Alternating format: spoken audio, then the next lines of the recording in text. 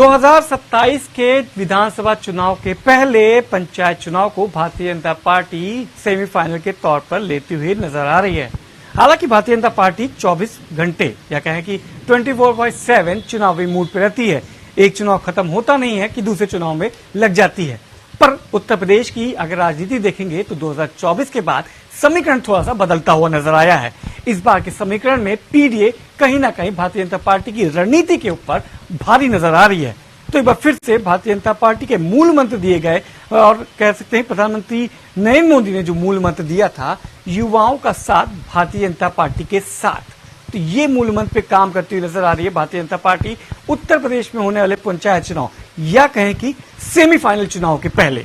आपको बता दें कि भारतीय जनता पार्टी 4 से 6 सितंबर तक क्षेत्रीय बैठक करेगी और 10 सितंबर के पहले जिला लेवल की बैठक संपन्न करके उन युवाओं को भारतीय जनता पार्टी की योगी मोदी की डबल इंजन सरकार की फायदे गिनाएगी।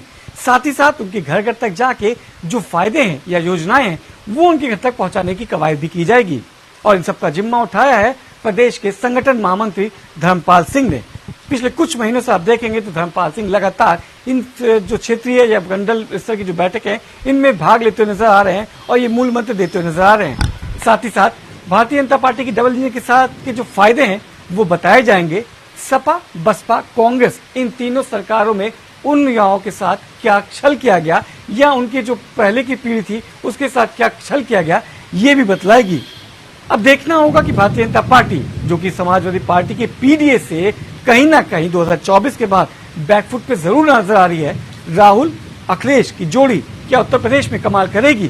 क्या बिहार के बाद पंचायत चुनाव के पहले ये जोड़ी क्या उत्तर प्रदेश में कमाल करेगी या वापसी करेगी? ये थोड़ा देखने वाला होगा। हालांकि भारतीय जनता पार्टी हमेशा से चुनाव मूड में जरूर रहती है, इस बार भी उसने शुरुआत कर दी है। युवाओं का साथ क्या भारतीय जनता पार्टी के साथ होगा, ये आने वाला वक्त बताएगा। पर तैयारियां जोर शोर से हैं। संगठन महामंत्री ने इसकी जिम्मेदारी उठाई है।